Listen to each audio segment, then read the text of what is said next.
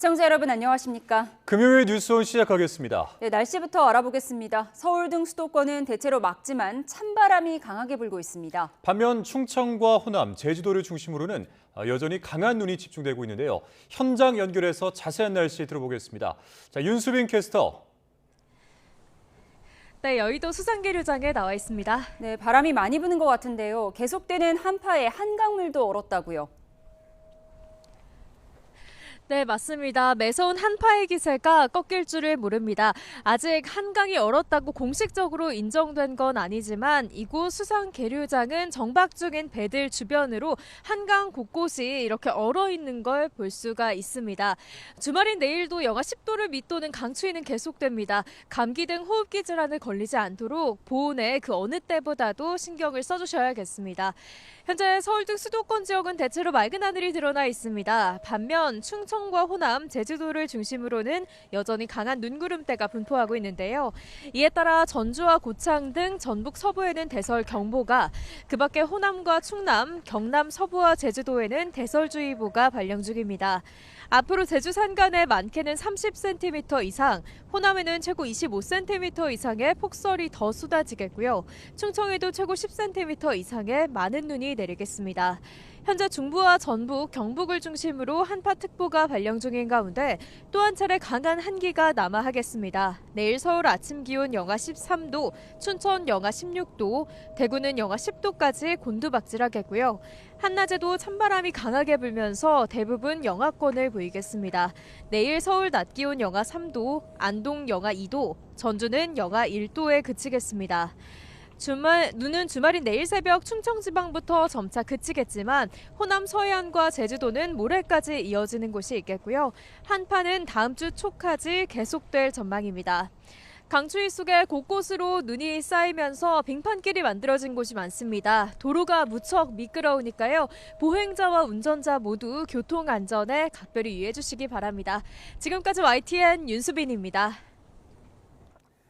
충청과 호남 지역을 중심으로는 많은 눈까지 내리면서 곳곳에서 시민들의 불편이 이어졌습니다. 이딴 눈길 교통사고와 함께 국립공원 탐방로가 통제되고 또 여객선 운항도 중단됐습니다. 김기수 기자입니다. 고속도로를 달리는 차들이 제속도를 내지 못합니다. 고속도로 휴게소에선 쏟아지는 폭설에 잠깐 주차된 차 지붕 위로 금세 눈이 쌓입니다. 많은 눈이 내리면서 고속도로 휴게소 주차장도 온통 눈밭으로 변해버렸습니다. 운전자들은 쌓여있는 눈과 빙판길에 차량이 미끄러질까 조심스럽습니다. 눈이 너무 많이 오니까 운전하기도 불편하고 너무 미끄럽고 너무 조심스럽습니다. 밤사이 내린 눈으로 도심 출근길에 나선 시민들도 큰 불편을 겪었습니다. 행여나 미끄러질까 조심조심 걸음을 옮깁니다.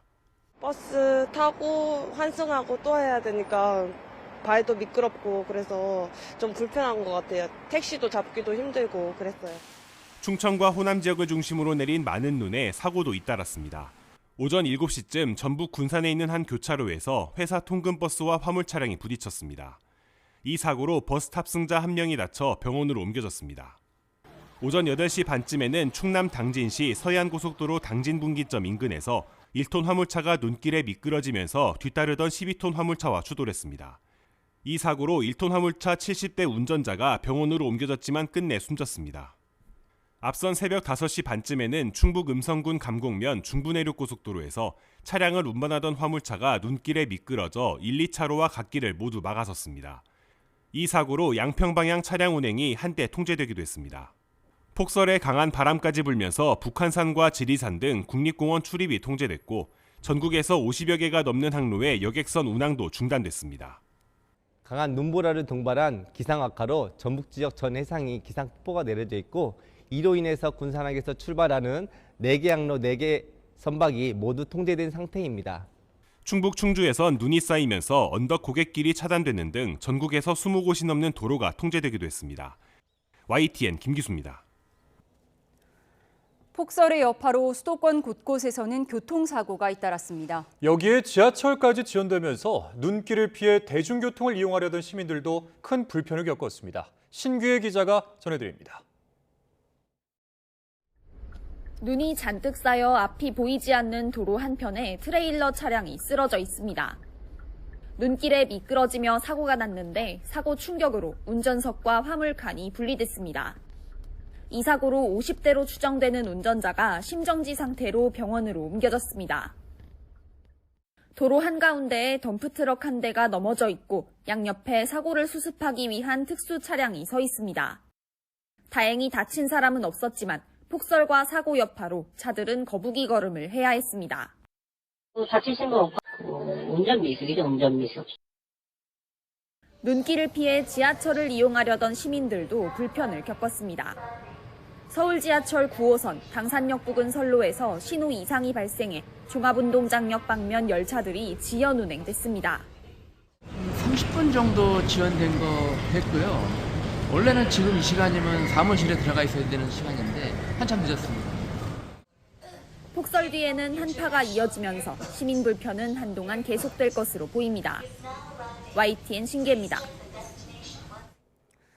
윤 대통령 탄핵 심판이 진행될수록 여당 내에서는 국회의원 체포지시 의혹을 비롯한 핵심 증언들의 신빙성 문제를 제기하는 목소리가 높아지고 있습니다. 반면 야당은 탄핵 심판이 8부 능선을 넘었다며 윤 대통령이야말로 파렴치한 궤변을 늘어놓고 있다고 비판했습니다. 국회로 가보겠습니다. 손효정 기자. 네, 국회입니다. 네, 대통령 탄핵 심판에 말을 아끼던 여당인데요. 어제 헌재 심리는 어떻게 평가하고 있습니까? 네, 국민의힘은 윤 대통령이 비상계엄 당시 국회에서 국회의원을 끄집어내라고 지시했다는 의혹을 두고 곽종근 전 특전사령관 등의 증언이 조금씩 엇갈리는 것에 주목하고 있습니다.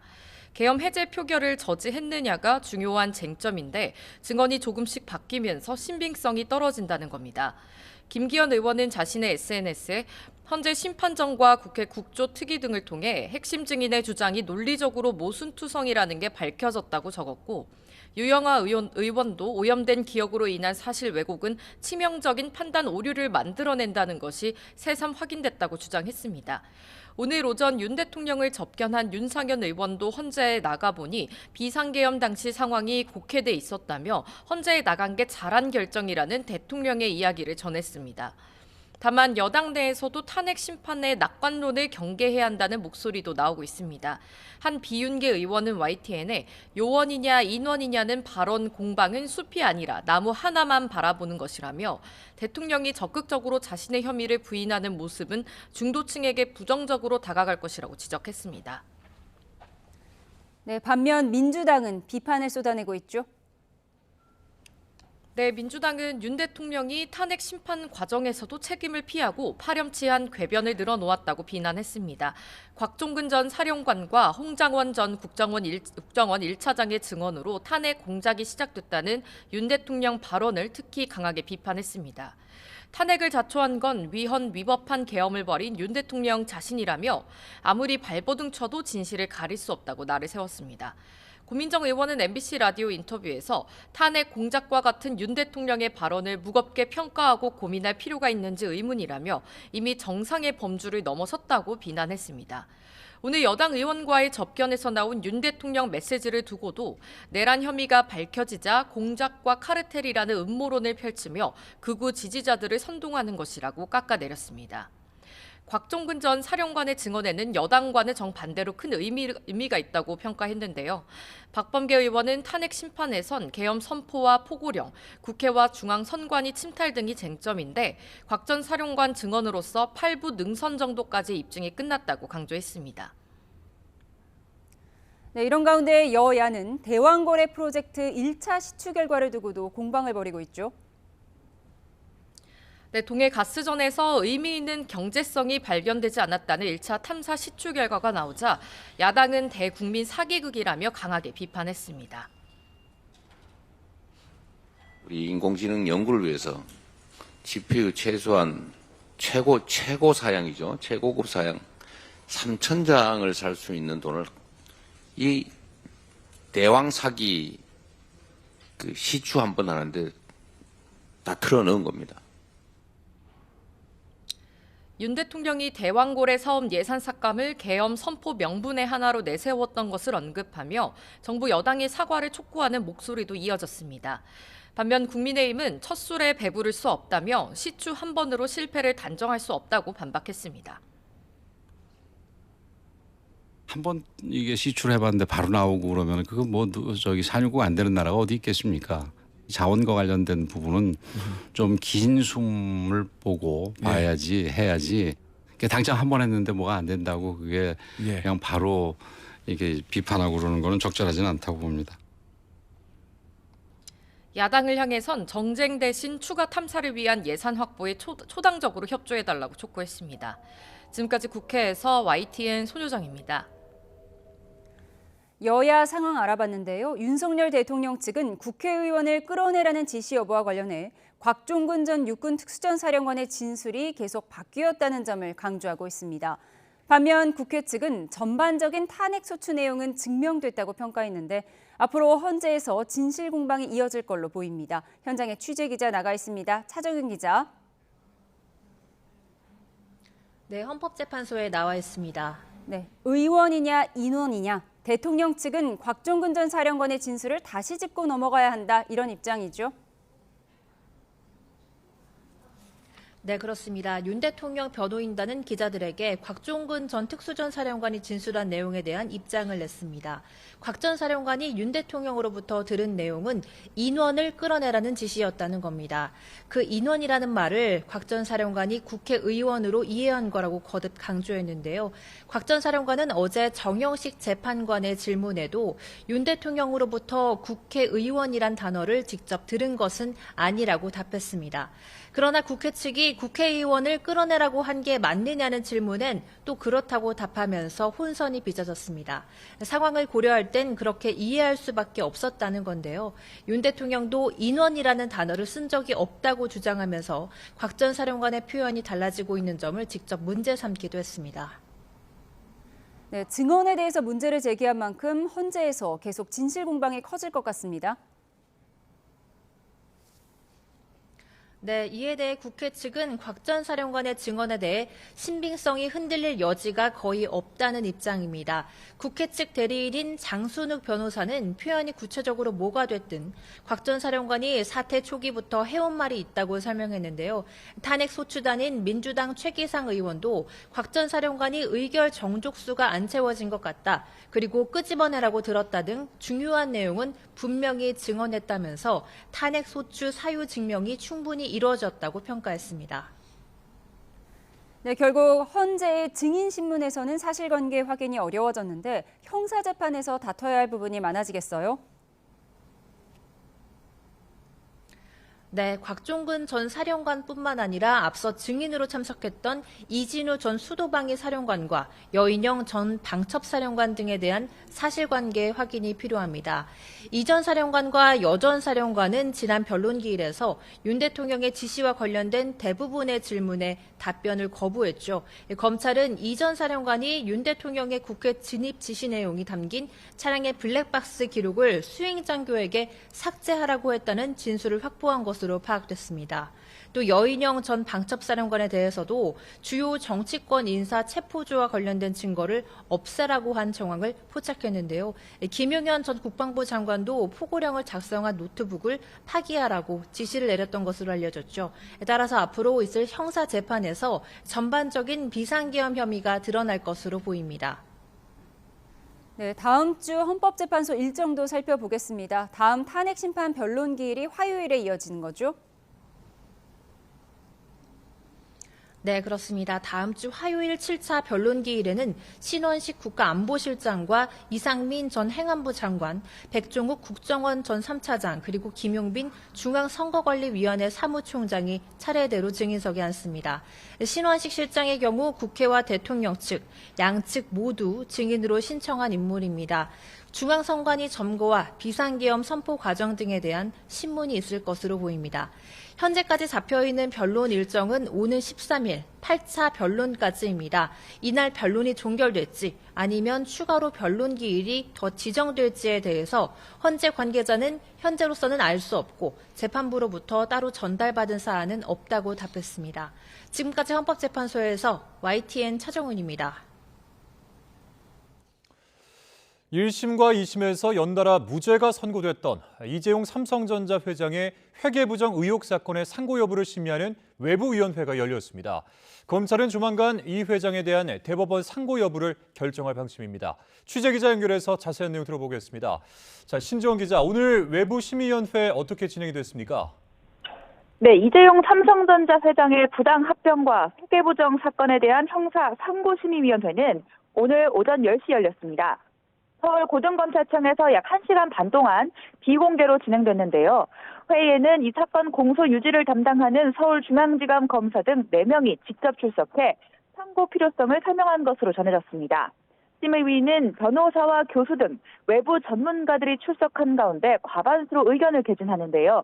검사는 위원회 의견을 최대한 존중하되 반드시 따를 의무는 없습니다.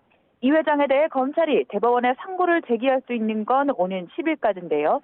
검찰은 오늘 심의 결과와 상소심 판결문을 검토해서 조만간 대법원의 상고 여부를 결정할 방침입니다. 네, 이와 관련해서 이복현 금융감독원장이 어제 사과문을 발표했는데 이 사건의 수사와 기소를 담당했었던 거죠? 네, 그렇습니다. 이복현 금융감독원장은 지난 2020년 9월 서울중앙지검 경제범죄형사부장 재직 시절 삼성 부당합병과 회계부정 의혹을 수사했는데요. 당시 검찰이 이 회장에 대해 청구한 구속영장은 기각됐고 수사심의위원회도 불기소를 권고한 적이 있습니다. 그러나 검찰은 이 회장과 최지성 전 삼성그룹 미래전략실장 등 14명을 자본시장법 위반과 업무상 배임 등 19개 혐의로 재판에 넘겼습니다. 그러나 4년 반에 걸쳐 진행된 1심과 2심 재판에서 피고인 전원의 모든 혐의에 대해 무죄가 선고된 겁니다. 이와 관련해 이복현 금감원장은 어제 기자들을 만나 국민과 후배 검사들에게 죄송하다며 사과의 뜻을 밝혔습니다. 법원을 설득할 만큼 충분히 단단히 준비되어 있지 결과적으로 못했다는 점에서 이유 여러 불분하고 국민들께 사과를 드리겠습니다. 수사를 주도한 검사가 공개적으로 사과를 한 건 굉장히 이례적인 일인데요. 이 같은 움직임이 검찰이 내리는 결론에 어떤 영향을 미칠지도 관심입니다. 지금까지 서울중앙지검에서 전해드렸습니다. 인도 단독 방문으로 외유성 출장 의혹을 받았던 문재인 전 대통령의 배우자 김정숙 여사에 대해서 검찰이 무혐의 처분을 내렸습니다. 서울중앙지검은 직권남용 권리행사 방해 등의 혐의로 고발된 김정숙 여사를 기소하지 않기로 했다고 밝혔습니다.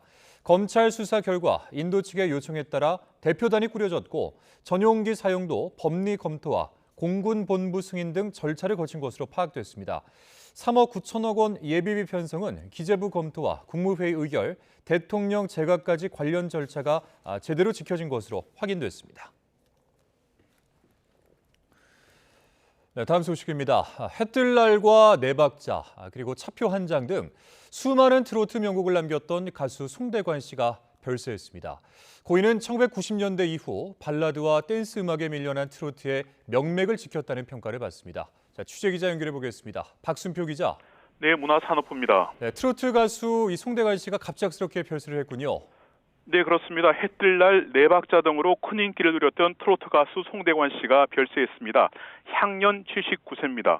송대관 씨의 소속사는 고인이 갑자기 건강이 좋지 않아 서울대 병원에서 입원 치료를 받고 있었고 치료 도중 심장마비로 숨졌다고 밝혔습니다.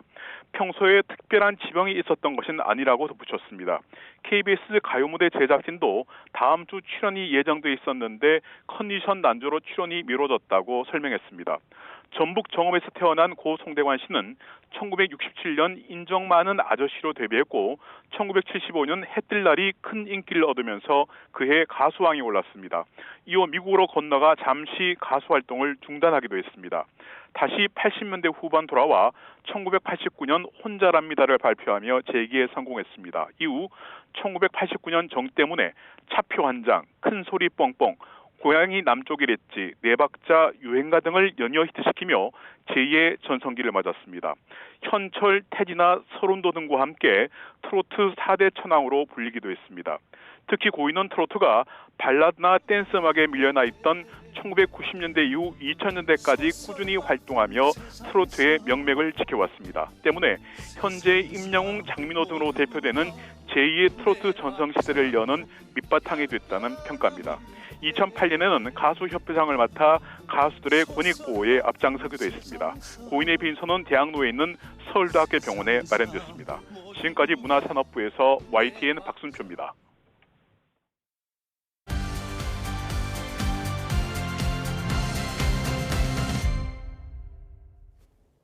정치의 겉과 속을 들여다보는 정치온 시작합니다. 오늘은 강전의 국민의힘 대변인 김상일 정치평론가와 자세히 분석해 보겠습니다. 두 분 어서 오세요. 안녕하세요. 윤 대통령이 어제 헌재 탄핵 심판 6차 변론에서 직접 마이크를 잡고 곽종근 전 특전사령관과 홍장원 전 국정원 1차장이 탄핵을 공작했다는 주장을 했는데요. 영상 먼저 보고 와서 대담 시작하겠습니다.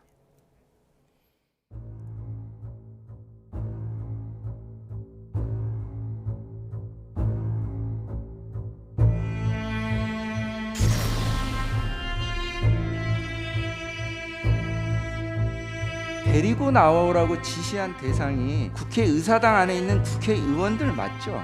정확히 맞습니다. 국회의원을 끄집어내라 이랬습니까? 안에 있는 인원을 끄집어내라 이랬습니다. 곽 전 사령관의 발언에는 어이가 없다는 듯 엷은 미소를 보이기도 했습니다. 다짜고짜 전화해서 의결 정족수 안 되게 막아라, 끄집어내라, 이것이 가능한 얘기인지. 출수 지시는 받지 않았고 제가 국회하고 선관위 세 군데 민주당사 여론조사권 임무 중지하고 철수하겠습니다 라고 말씀을 드리고 나서 결의가 나오자마자 바로 장관과 계엄사령관을 즉시 제 방으로 불러서 군 철수를 지시했고 국무회의 정족수가 갖춰지면 계엄 해제를 하겠다고 선 발표를 했습니다. 윤석열 대통령은 곽종근 전 육군 특수전 사령관에 대한 증인 신문이 마무리된 뒤 발언 기회를 얻었습니다. 12월 6일 바로 이 홍장원의 공작과 특전사령관의 김병주 TV 출연부터 이번에 다 잡아들여서 싹 다 정리해라. 안에 있는 인원을 끄집어내라 이랬습니다. 바로 이 내란 프레임과 이 탄핵 공작이 저는 시작된 거로 보여지고요. 내란 프레임과 이 탄핵 공작이 저는 시작된 거로 보여지고요. 네, 결국 곽종근 전 사령관은 대통령으로부터 인원을 끌어내라는 지시를 들었고 국회의원을 끌어내라고 이해했다. 반면 대통령은 사람이면 사람이었지 인원, 요원, 의원 이런 단어는 꺼내지도 않았다. 이런 뜻입니다. 어떤 게 진실이라고 보세요? 일단은 지금 진행 상황을 좀 살펴보면은 대통령의 비상계엄이 있었고 이 비상계엄에 대해서 내란죄다, 국헌문란 행위다라고 이야기를 한 이유는 헌법기관이 국회를 무력화했다라는 것 아니겠습니까? 그러면 지금 계엄군이 국회로 진입한 이유가 국회의원들이 계엄 해제 표결을 하는 것을 막는다든지 이런 이유가 아니었냐라고 이제 의심이 들었기 때문에 대통령이 여기까지 온 것인데, 근데 대통령 측에서는 그동안 대국민 담화라든지 이런 것들에서 일관되게 질서 유지를 위해서 군을 투입한 것이다라고 이야기를 했습니다. 이번 주에 있었던 두 차례 그 탄핵 심판 과정에 있어서 화요일에 나왔던 이진우 사령관 같은 경우에도 계엄 해제 의결을 막으라는 지시는 없었다라고 이야기를 했었거든요. 그리고 어제 그 곽종근 사령관 이전에 나왔었던 곽종근 사령관으로부터 그 지휘를 받았던 707 김현태 단장 같은 경우에도 본인의 임무는 건물 확보를 위한 것이었다라고 이야기를 했어요. 그리고 우리가 전 국민이 생방송으로 보았는데 국회 경내에 당시에 헬기가 들어오지 않았습니까? 근데 헬기가 들어왔는데 군인들이 걸어서 들어가는 것을 우리가 다 봤거든요. 굉장히 의아하다라고 생각했던 부분인데 김현태 단장이 어제 한 이야기가 본인들은 건물 확보 이외에 다른 임무가 있다라고 생각하지 않았기 때문에 그냥 모두가 다 모여서 한 번에 달려 들어간 것이 아니라 내리는 대로 한 24명 정도가 초반에 걸어서 들어갔다라고 이야기를 하고 있는 것이죠. 그리고 나중에 곽종근 사령관으로부터 150명이 안 되게 뭐 막아야 하는데라든지 이러한 이야기를 전화로 들었다라고 이야기를 하고 있습니다. 있습니다만 저는 의문이 드는 부분이 그것입니다. 707이라는 이 특임 부대 같은 경우에는요. 원래 그 부대의 목표는 어떤 비상시에 전쟁이 발발했을 때 군의 북한의 수뇌부를 원점 타격하는 이러한 부대거든요. 그런 이런 부대가 그 국회에 들어가는 과정에 있어서 임무를 줬을 때 만약에 정말로 국회의원들, 국회를 무력화하겠다라고 했으면 처음부터 국회의원들을 끌어내라. 이게 처음부터 임무가 들어갔어야 되는 것이 아닌가라는 생각이 드는 것이죠. 그런데 이번 주에 나왔던 이진우 사령관의 진술 그리고 어제 707 김현태 단장의 진술들을 봤을 때는 애초에 대통령이 이야기를 했었던 것처럼 질서 유지를 위해서 계엄군이 들어갔던 것이 아닌가 그렇게 보입니다. 예, 질서 유지를 위한 병력 투입이었다라고 정리를 해주셨는데 끌어내라고 한 목적어가 요원인지 의원인지 사람인지 이 진실 공방은 계속 이어질 텐데 곽 전 사령관 말이 100% 맞다면 대통령이 이렇게 말을 한 겁니다. 의결 정족수가 안 채워진 것 같다. 안에 있는 인원을 끄집어내라. 이렇게 말했다는 건데 네. 여기서 본질이 뭐라고 보세요? 그러니까 본질은 이런 겁니다. 지금 대통령께서 말씀하시는 것을 우리가 대통령이 합리적인 사고를 하는 분이다라고 생각하고 들으면 들을 부분이 좀 있을 수도 있어요. 근데 2024년에 비상계엄을 한 것이 합리적인 사람이 할 수 있는 겁니까? 그걸 상식적이라고 보는 사람이 있을 수가 있나요? 예? 그런 측면에서 볼 때 대통령이 무슨 뭐 15명으로 뭐 150명으로 끌어낼 수 있냐 이런 것들은 합리적으로 모든 걸 판단한다고 상정할 때 얘기고 그렇지 않는 분은 얼마든지 할 수 있는 일이다 이런 생각이 들고요. 세 가지 정도의 관점에서 볼 수 있습니다. 하나는 질서 유지를 한다는 겁니다. 국회의 질서 유지를 왜 군이 합니까? 자, 대통령실의 경호를 생각해 보십시오. 외곽에는 경찰이 있습니다. 안에는 경호처가 있어요. 국회는 어떻게 돼 있죠? 외곽에는 국회 경비대라는 경찰이 있습니다. 건물 현관에는 방호라는 개념의 방호원들이 있습니다. 그리고 회의장과 내부 질서는 경위라는 제도가 있습니다. 이거를 침해해가지고 군이 들어와서 질서를 유지한다고요? 그게 질서를 깨는 거예요. 그리고 질서 의미를 한번 유지의 의미를 생각해 보세요. 국회에서의 질서 유지라는 건 국회가 잘 돌아가게 하는 겁니다.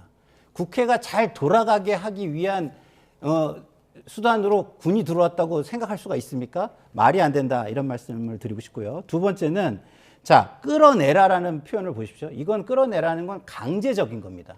그러니까 강제적인 건 자신의 부하를 강제적으로 끌어내나요? 아니죠. 나의 의사에 반하는 사람을 강제적인 수단을 쓰는 겁니다. 그게 국회의원인 거고요. 세 번째로는 말의 맥락을 살펴보시면 앞에 정족수라는 표현이 있습니다. 그럼 정족수의 그 카운팅이 되는 사람은 누구죠?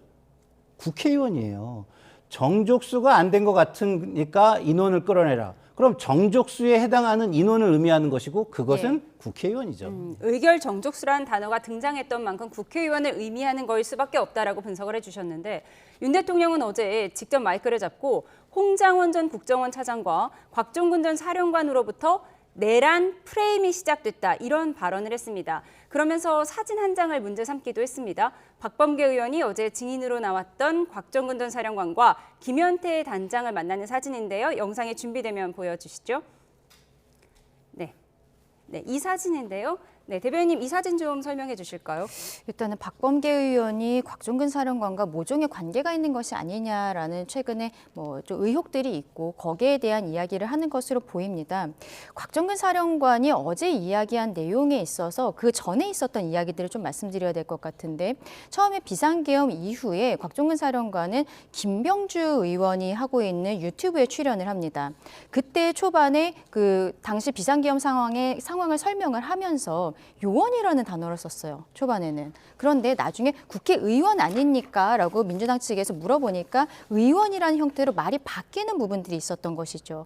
그런데 또 그 이후에 나중에는 또 사람이라는 표현을 쓰고 그리고 어제는 결과적으로 국회의원입니까? 라고 하니까 조금 아까 영상에 보신 것처럼 정확히 맞습니다. 라고 이야기를 한 다음에 정영실 재판관이 재차 물어보니까 정확히 워딩 들은 게 뭐였습니까? 라고 하니까 인원이라고 표현을 하는 거잖아요. 이 단어 단어들이 계속 바뀌고 있는데 본인이 이 단어를 임의적으로 바꾼 것인지 아니면 이 진술들이 오염이 된 것인지 여기에 대해서 지금 굉장히 많은 국민들께서도 의아하게 생각하시는 부분들이 있는 거거든요. 예. 심지어 곽종근 사령관 같은 경우에는 김병주 의원 유튜브에 나가기 전에 그 당일날 오전에 이진우 사령관에게 전화를 해서 이 유튜브 출연과 관련해서 상의를 했다라는 것이 또 어제 국회에서도 밝혀지지 않았습니까? 근데 김병주 의원 같은 경우에는 그 유튜브의 초반에 뭐 나올지 안 나올지 몰랐다는 형태로 이야기를 하는 거예요. 이것이 민주당과 지금 대통령에 대해서 불리하게 진술을 하고 있는 특히 곽종근 사령관, 홍장훈 처장 얘기는 조금 이따가 하고 이분들과의 모종의 관계가 있는 것이 아닌지 굉장히 의문스럽다라고 말씀드리고 싶습니다. 예. 박범계 의원이 증인들을 불러서 공익신고자로 신고해 줄 테니 진술을 좀 해달라 이렇게 회유했다는 게 대통령 측의 주장인 거죠? 네, 그 주장이고 뭐 김현태 단장이요? 김현태 대령은 뭐 그런 이야기를 들었다고 했는데, 근데 그러면서도 이런 얘기를 했어요. 그 곽 사령관이 박범계 의원과 그렇게 친분이 있어 보이지는 않았다 이렇게 얘기를 했기 때문에 굉장히 어떤 그 회유라기보단 설득을 하면서 서로 이럴 수 있다라는 가능성과 적극적인 설득을 하기 위한 하나의 이야기 아니었나 저는 이렇게 생각이 들고요. 저는 대통령이 기본적으로 지금 이런 것들을 문제 삼는 것은 저는 그거 자체가 문제라고 생각합니다. 왜냐하면 본인이 자꾸 이거를 지지층을 결집하려고 하는 모습을 보이고 그다음에 본인이 무언가 희생자인 것처럼 프레임을 설정하려고 하는 거예요. 저런 것들이 야당의 배후에 있다. 이렇게 하면서 본인은 그 야당의 어떤 공작의 희생자이고 이거는 야당과의 우리는 정쟁 속에 지금 들어가 있는 거다라고 지금 프레임을 잡고 본인의 불법이냐 아니냐를 따지는 데 있어서 프레임을 전환하려는 시도를 계속 하는 것 같고요. 그리고 헌재의 어떤 판단, 큰 맥락을 보는 것보다는 이렇게 맥락을 보지 못하게 하나하나의 말꼬리들을 잡아서 그 판단을 호도하기 위해서 다른 이슈를 제기하는 거 아닌가 이런 생각이 듭니다. 네. 근데 지금 이번 비상계엄과 그 이후의 상황에 대해서 어쨌든 내란죄로서 수사가 진행되지 않았습니까? 그렇다면 민주당 입장에서는 수사기관들에 대해서 믿고 맡기는 이런 모습들을 보였어야 된다고 저는 생각을 해요. 근데 앞서 말씀드린 것처럼 곽종근 사령관이라든지 이런 사람들이 수사기관보다도 먼저 민주당 쪽 의원들과 접촉을 해서 유튜브를 통해서 이야기가 나가고 어떻게 현직 군인이 지금 민주당 현역 의원의 유튜브에서 저런 진술들을 하는지 많은 분들이 의아해 하셨거든요. 좀 아까 사진 같은 경우도 그렇습니다. 박범계 의원이 지금 여기에 있어서 공익제보자 운운을 하면서 직접 만난다는 것이 저런 사진이 외부로 노출이 되었을 때 당연히 민주당에게 공격이 들어갈 수 있고 이 진술의 신빙성에 대해서 우리가 지금 이야기하는 것처럼 얘기가 나올 수 있다는 걸 당연히 저는 예상했을 거라고 생각해요. 그럼에도 불구하고 저는 민주당이 이렇게 군 사령관들과 접촉을 하는 것이 결과적으로는 지금 민주당이 뭐 이재명 대표 지키기라든지 이런 것에 있어서 급하기 때문이 아닌가라고 생각을 하고요. 민주당 의원들이 개인적으로 저런 그 관련자들에 대해서 접촉한 것 자체가 굉장히 저는 잘못되었다라고 말씀드리고 싶습니다. 예, 대통령 측의 적극적인 의견 피력에 대해서 두 분의 분석을 들어봤는데요. 다음 키워드로 가서 이 이야기 더 이어보도록 하겠습니다. 다음 키워드는 잘한 결정입니다. 오늘 오전 국민의힘 윤상현, 김민전 의원이 윤석열 대통령을 접견했습니다. 대통령이 헌재 탄핵 심판 변론에 출석하기를 잘했다고 말한 것으로 전해지고 있는데요. 민주당 김병주 최고위원의 목소리까지 이어서 듣고 오시죠. 헌법재판소에 나가보시니까 야 이제서야 좀 알겠다. 이런 식으로 너무 곡해가 돼 있구나. 그래서 헌법재판소 나간 것을 그래도 잘한 결정이 아닌가 이런 생각을 가지고 계신 듯 했습니다. 홍장원, 곽종근 여러 진술이 오락가락하지 않습니까? 아직도 20대 대한민국 대통령이시다. 그래서 당당하셔야 된다. 당당하신 모습이 너무나도 보기 좋다. 어제 윤석열은 어제 헌법재판소 탄핵심판 6차 변론에서 자신은 인원이라는 단어를 사용하지 않는다고 주장했습니다. 그런데 불과 1분 15초 뒤 자신의 말이 거짓말이라는 걸 스스로 입증합니다. 비상경제민원회의에서도 인원이라는 단어를 한 차례, 지난해 4월 1일 있었던 전공의 파업 관련 연설문에도 3차례나 인원이라는 표현을 사용했습니다. 입만 열면 거짓말입니다. 네, 대통령이 헌재에 직접 출석하기를 잘한 결정이다 이렇게 생각하고 있다고 하는데요. 어떤 의미인가요? 일단은 대통령이 어쨌든 헌법수 의지가 있다라는 것에 대해서 헌법재판소뿐만 아니라 국민들께도 보여주는 의미가 있다라고 생각을 하고요. 대통령 개인적으로는 어떻게 보면은 수사에서는 이루어지지 않았었지만 말하자면 대질신문처럼 지금 이야기를 하고 있는 것 아니겠습니까? 그리고 저 영상을 전 국민들께서 보고 계시기 때문에 표정이나 말투 이런 것들을 봤을 때 누가 더 맞는 이야기를 하는지 우리 국민들께서도 각각 판단하실 수 있다라고 저는 생각을 하거든요. 이러한 의미에서 대통령이 어떠한 좀 당당해 보이는 모습들 이것이 국민들께서 보시기에 오히려 대통령에 대한 지지율이 또 올라가는 거에 있어서 저는 그 역할을 하고 있다라고 생각을 합니다. 그런 부분들을 말씀드리고 싶고 하나 또 얘기 드리고 싶은 게 윤상현 의원과 김민전 의원이 지금 대통령을 구치소에 가서 면회를 하고 나온 부분들이 있습니다. 이것에 대해서도 문제 제기하시는 분들이 있는 그 민주당 측에서는 문제 제기하는 것으로 알고 있는데 저는 오히려 이것이 굉장히 자연스러운 일이다. 그 당연히 지금 구속되어 있는 피의자들 같은 경우에는 본인이 지금 무죄 추정의 원칙이라는 것도 있고 원래 원칙은 면회가 가능한 거예요. 그런데 공수처에서 증거인멸의 우려가 있다라고 하면서 가까운 가족들과의 면회와 서신까지도 다 금지를 시키지 않았었습니까?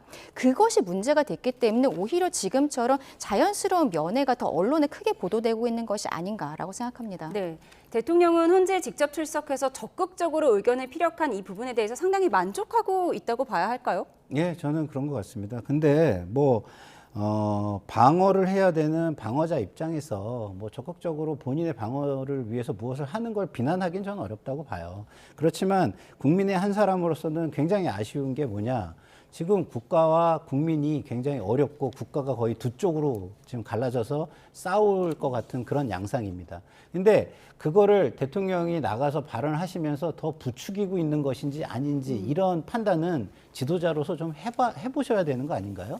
자기의 지금 그 방어권만 생각하고 지도자로서의 어떤 책임감 이런 거는 전혀 생각하지 않는 이기적인 모습은 조금 아쉽다라는 생각이 듭니다. 예, 입만 열면 거짓말의 궤변이다. 민주당 의원들은 이렇게 비판을 하고 있었는데요. 저희가 영상이 하나 준비되어 있는데요. 오늘 민주당 최고위의 모습입니다.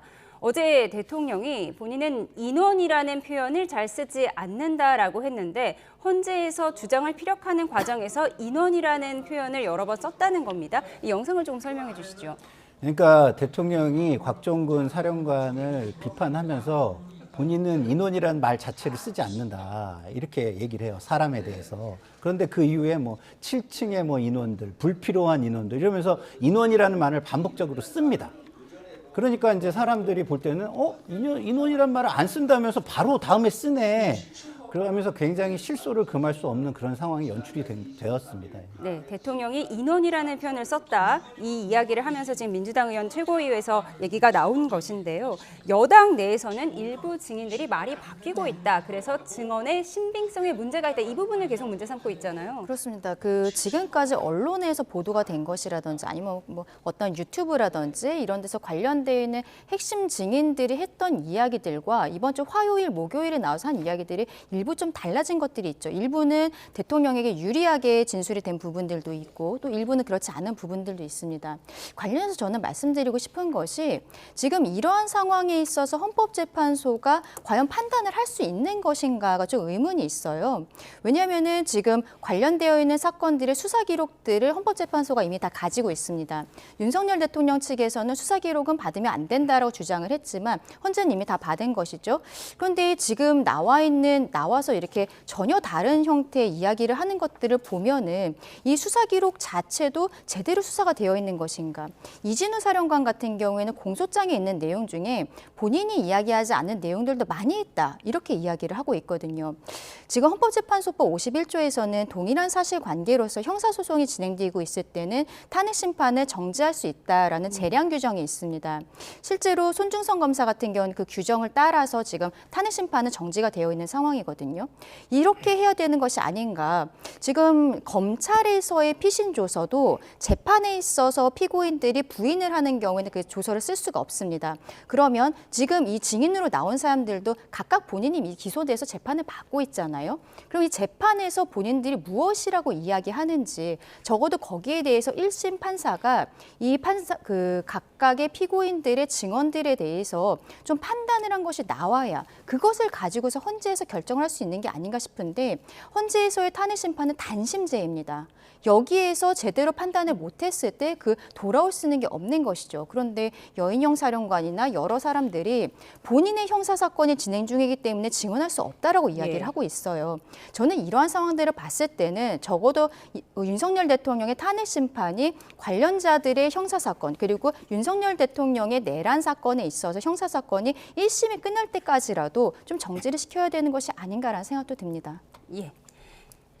유영아 의원은 반론을 오염된 기억이라는 표현을 쓰기도 했는데 네, 반론해 주시죠. 네네. 지금 하신 말씀은 어떤 대통령이 사인이면 충분히 저도 공감을 해야 되는 방어권 차원이라고 생각해요. 그러나 대통령이라는 위치가 있으면 거기에는 국익과 공익이라는 게 따라오는 겁니다. 그러면 이 헌재의 심리가 늦춰지면 늦춰질수록 공익과 국익에는 심대한 훼손과 피해가 가는 것이죠. 그런 걸 따지면 빠른 심리가 필요한 것은 너무 당연한 것이고요. 두 번째, 헌재의 심판은 위법과 위헌만 가리면 되는 겁니다. 형사처벌의 수위를 가릴 필요가 없습니다. 그렇기 때문에 이것은 당연히 헌재에서는 그런 부분을 감안해서 헌정 질서를 빨리 회복하는 것에 주안점을 두고 있는 것이다. 이렇게 말씀을 드리고 싶습니다. 헌재 재판 속도에 대한 여야 입장까지 한 가지만 더 들어봤습니다. 말씀드릴게요. 국정 안정을 위해서는 당연히 빨리 결정이 되어야 되는 것인데 대통령에 대한 탄핵 소추 사유에서 내란죄가 빠졌다는 부분을 지적하지 않을 수가 없습니다. 내란죄가 만약에 그대로 들어있었다면 헌재에서도 나름대로의 판단을 할 수 있는 것인데 지금은 그것을 뺐기 때문에 헌재에서는 지금 더 이상의 거기에 대해 직권으로 판단할 수 있는 부분들이 없는 것이거든요. 그러한 과정도 있기 때문에 적어도 형사소송을 좀 지켜봐야 되는 것이 아닌가라는 생각이 듭니다. 내란 행위가 들어가 있기 때문에 그걸 다 살펴보고 지금 있는 과정이죠. 네, 알겠습니다. 그런가 하면 어제 국조특위 청문회에는 전현직 권한대행이 나란히 출석을 했습니다. 사상 초유의 일이었는데요. 여야 의원들이 서로를 향해 반말하면서 회의장이 한때 아수라장이도 되기도 했습니다. 영상으로 보고 오겠습니다.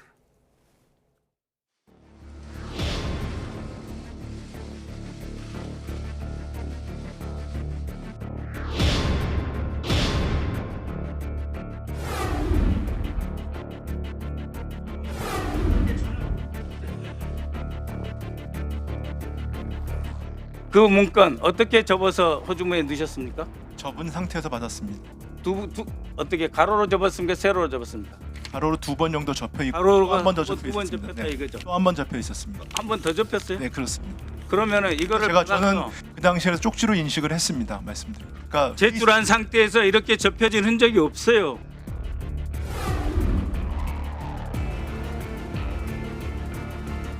수도방위 사령부의 사령관식이나 돼가지고 법률 판단을 어련히 알아서 군통수권자가 법률 전문가 출신이니까 했겠거니 라고 생각을 하지 않고 이야기하니까 결정을 하니까 내란 속에도 증인도 내란죄로 국민의힘 간사가 다른 의원 질의에 끼지 말자고 오전에 이야기했습니다. 제발 본인을 좀 돌아보세요, 강선영 의원. 야? 수방사령관 시기나 돼서 그랬지 그러면? 일반 사병이 그랬어?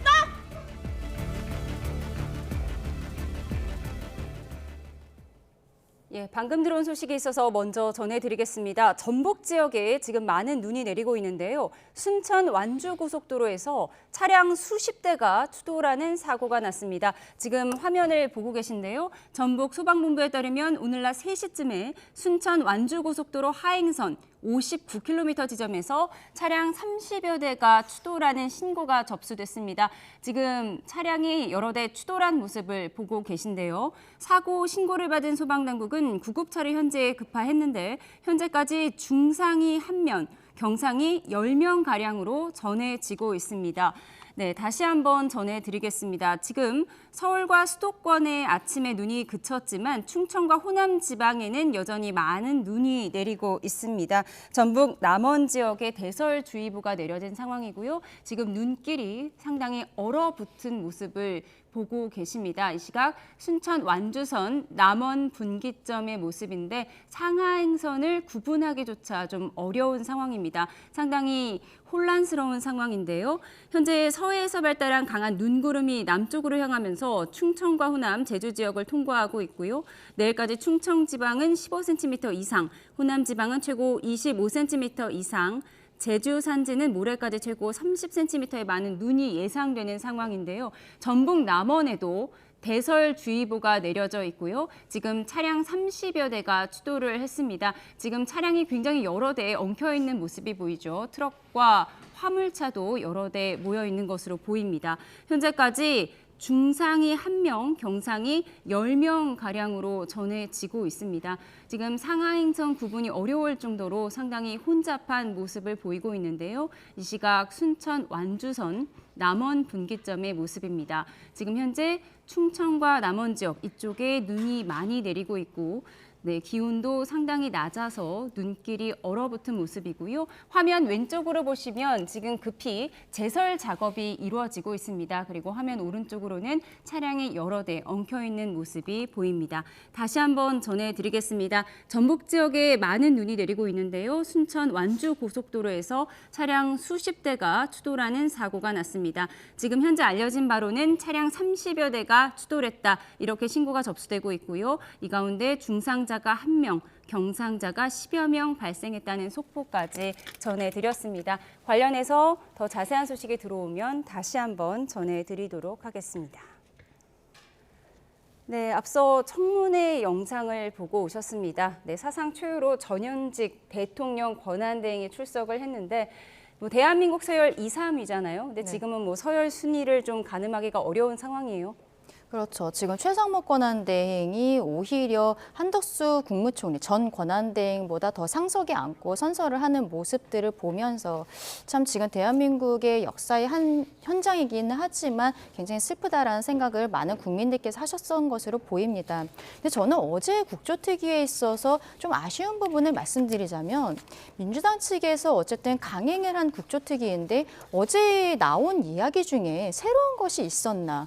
굉장히 좀 의문이 드는 부분이 있어요. 최상목 권한대행을 불러서는 대통령으로부터 받았다는 쪽지에 대해서 물어봤는데 이 쪽지를 도대체 누가 준 것인가? 최상목 권한대행은 처음부터 예전에 국회에 나왔을 때도 대통령이 준 것으로 본인은 알고 있었다라는 거잖아요. 근데 이것을 쪽지를 전달한 것은 대통령이 직접 준 것은 아니고 옆에 있던 누군가가 줬다는 것이죠.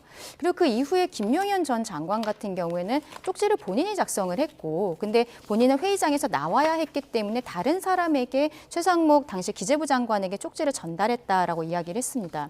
그러면 어제 국조특위가 만약에 좀 제대로 된 증언이라든지 이런 것들을 얻기 위해서는 저는 그 쪽지를 전달한 사람을 불렀어야 됐다고 생각해요. 그러면 그 전달한 사람을 불러서 그 사람 찾는 거 어려운 일 아닐 거라고 생각하거든요. 누구에게 어떤 이유로 쪽지를 받았는지 이것을 왜 최상목 권한대행에게 어떤 방식으로 전달했는지 이런 것들을 밝혀야 되는 것 아니겠습니까? 그런데 어제는 지금까지 나왔던 이야기들 대통령 같은 경우에는 본인은 쪽지에 대해서 몰랐다라고 이야기를 하잖아요. 그렇지만 최상목 권한대행은 어제 같은 경우에도 대통령으로부터 받은 것으로 알고 있다는 형태로 이야기를 했는데 실상은 지금까지 이야기를 도돌이표하는 것에 그치는 이러한 국조특위가 무슨 의미가 있는지 거기에 대해서 의문을 제기하고 싶습니다. 최상목 대행이 받았다는 비상입법기구 쪽지. 가로로 몇 번 접었냐, 세로로 몇 번 접었냐. 민주당 의원들이 이런 질문을 했어요. 이게 본질은 아닌데 어떻게 보셨습니까? 글쎄요, 현물을 가지고 세세하게 과학적 검증을 하고 하는 얘기인지는 잘 모르겠어요. 이제 화면 사진을 보고 한 거니까 저 말이 맞을 수도 있고 틀릴 수도 있기 때문에 좀 더 정확하게 파악을 하고 이야기를 하는 게 좋겠다 이런 생각이 드는데 중요한 건 이런 겁니다. 자, 저렇게 전현직 대통령 권한대행과 대통령 비서실장이 나란히 쭈루룩 앉아있는 모습 정말 초현실적이죠. 2024년에 잊기 힘든 초현실적인 비상계엄 결정이 만들어낸 촌극입니다. 저걸 보면은 국민들은 어떻게 느낄까요? 아, 우리의 국정과 정치가 굉장히 불안하고 혼란스럽구나. 자, 이걸 어떡하나 지금. 굉장히 무력감을 느끼면서도 한 걱정이 될 겁니다. 자, 대통령께서 이거 빨리 해결하시는데 협조해야 되고 집권 세력인 국민의힘 이걸 빨리 해결하는데 협조를 해야 된다고 생각합니다. 다행인 것은 최상목 권한대행이 현직 권한대행입니다. 그러면 현직 대통령의 권한을 다 누리고 있다는 뜻이죠. 그러면 저 자리를 피하려면 얼마든지 피할 수 있었을 것입니다. 그러나 당당하게 책임 있는 자세로 나왔다는 것은 굉장히 지도자로서 모범적인 어쨌든 자세를 보이려고 노력하고 있다는 점은 저는 다행이다 이런 생각이 들고요. 더더군다나 큰 논란이 있는 예비비 쪽지에 대해서 정확하게 그때 있는 상황을 있는 그대로 솔직하게 이야기를 했습니다. 대통령이 본인을 기재부 장관이라고 하고 불렀고 갔더니 옆에 있는 사람이 줬다. 그렇기 때문에 그 맥락, 전체의 맥락상 이거는 대통령이 직접 나에게 준 것으로 나는 생각할 수밖에 없다는 의미의 진술을 했습니다. 그러면은 그것은 대통령이 준 것으로 다른 사람들도 이해하는 게 상식적이라고 저는 봅니다. 예, 최상목 대행이 출석해서 발언한 것에 대해서 높이 평가하셨는데 민주당에서는 최 대행이 계엄으로 경황이 없어 펼쳐지지 못했다고 밝힌 이 쪽지에 대해서 어떻게 대통령이 준 쪽지를 펼쳐보지도 않았느냐 이 부분을 문제 삼았어요. 그렇죠. 사실 국민들께서 보시기에도 좀 의아한 상황은 맞는 것으로 보입니다. 최상목 권한대행 같은 경우에는 본인은 계엄에 반대했다라는 것을 굉장히 강하게 밝히긴 했지만 그럼에도 불구하고 본인이 기재부 장관이고 부총리의 역할을 하고 있기 때문에 쪽지에 어떤 내용이 있었는지는 본인이 비상계엄에 찬성을 하던 반대를 하던 확인을 하고 거기에 대해서 대통령에게 어떤 리액션을 했었어야 되는 것이 아닌가라고 생각을 하는데요. 지금 저런 식으로 아예 쪽지를 보지도 않았다라고 하는 것은 좀 의문이 드는 것은 맞고 그렇게 본인이 쪽지를 열어보지 않았기 때문에 그 쪽지에 대해서 제가 조금 아까 말씀드린 것처럼 만약에 열어봤다면 대통령에게 물어봤을 것이고 그러면은 대통령이 그 쪽지에 대해서 나는 모르고 있다 이런 형태로도 이야기가 나오지 않았을까. 당시 열어보지 않았기 때문에 준 사람의 주체 자체도 정확히 몰랐던 것이 아닌가라는 생각도 듭니다. 근데 저는 좀 생각이 다른 게요. 최상목 권한대행이 그 자리에 가서 그 국무회의라고 주장하는 자리에 가서 뭐라 그랬냐면 본인은 반대를 하고 쫓아나가고 뜯어 말리려고 했다 이런 거예요. 그러면 불법 계엄이라고 인식을 했고 그거를 마음으로부터 행동으로부터 거부하는 상황입니다. 그럼 쪽지를 받았다고 해도 그걸 보고 그걸 했냐 안 했냐 나중에 논란이 일고 그러면은 오히려 본인이 더 가담했다는 의심을 가중시킬 수 있는 거예요. 그럼 여기에서 최소한 내가 여기에 가담하지 않으려는 노력을 하기 위해서 보지 않았을 수 있죠. 저라도 사실은 그렇게 했을 수 있다라고 생각하기 때문에 그것을 단정적으로 의심을 하는 것은 저는 좀 맞지 않다 이런 생각이 듭니다. 예, 앞서 영상으로 보여드렸는데 용해인 기본소득당 의원이 마구 소리를 질러요. 근데 청문회마다 이런 막말 논란이 있었는데 어떤 상황이었죠? 그러니까 본인이 이제 그 상대방은 죄인이고 잘못한 사람이니까 본인이 우월적인 인간이 되어서 그 사람을 꾸짖겠다 이렇게 생각하는 것 같은데 이진우 전 사령관에 대해서 소리를 지르다가 그렇죠. 결국 여당 의원들에게도 예. 야야 거리면서 소리를 질렀어요. 그러니까 아무리 상대방의 죄의 의심을 받고 있다 하더라도 본인이 공인일 뿐이지 권한이 있는 사람일 뿐이지 우월적인 사람은 아니에요. 인간의 어떤 차별이 있을 수 있습니까? 기본적인 인격은 항상 존중이 돼야죠. 그런데 사령관식이나 이 말이 누가 들어도 불편한 말이고 상대방을 무시하고 굉장히 거기에 사감을 잔뜩 담아서 하는 얘기 아닙니까? 저런 얘기들이 국민에게 박수 받을 수 있는 모습은 아니에요. 그리고 강선영 의원이 껴든 것도 잘못이죠. 왜? 얘기를 하면서 나중에 다 발언이 끝난 다음에 상대방 의원의 말이 이런 부분이 굉장히 과하니까 지적을 해주시고 앞으로는 그런 일이 없도록 해주세요라고 건의를 하면 되는 겁니다. 그런데 그걸 하지 않았어요. 근데 그렇다고 해가지고 또 제가 볼 때는 아무리 두 분 다 국회의원이지만 나이 차이가 형격하게 있는데 그래도 인간적인 예의를 벗어나서 나이 많은 사람에게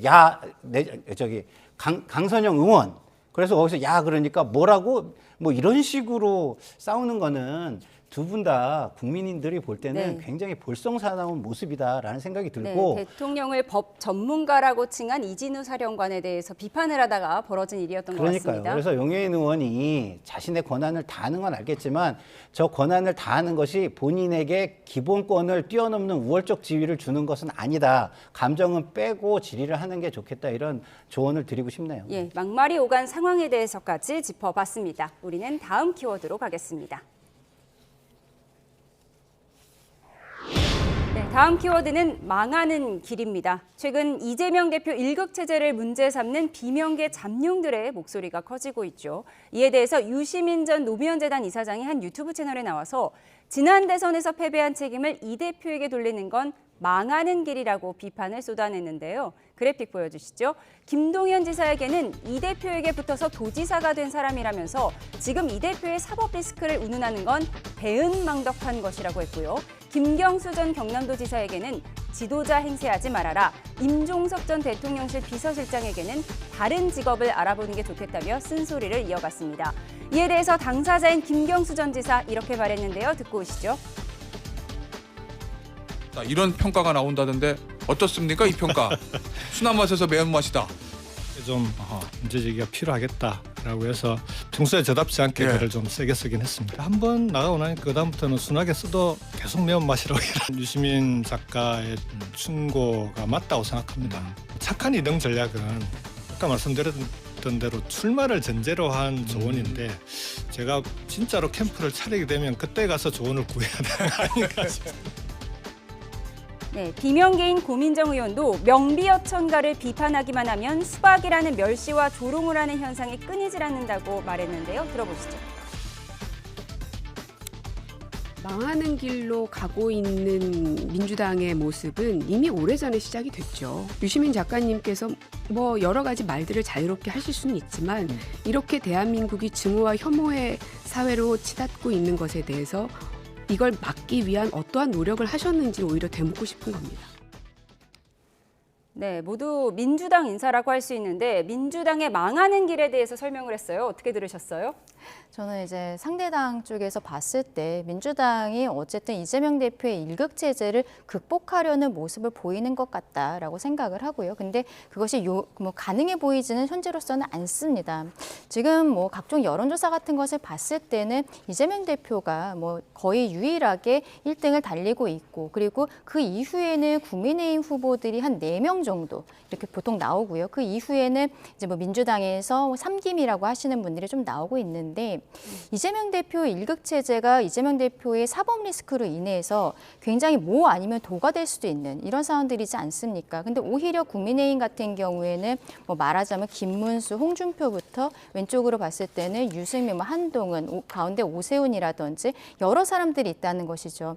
만약에 조기 대선이 이루어졌을 때는 어쨌든 확장성이 있어야 되는데 지금으로서는 오히려 1등을 하지 못하고 있는 국민의힘이 단일화가 되었을 때 지금은 아무도 탈당한 사람이 없거든요. 그렇다면은 정당한 경선을 거쳐서 단일화가 되었을 때 좌와 우를 모두 아우르면서 오히려 자연스럽게 중도 확장적인 모습들을 보일 수 있을 것이라고 생각을 합니다.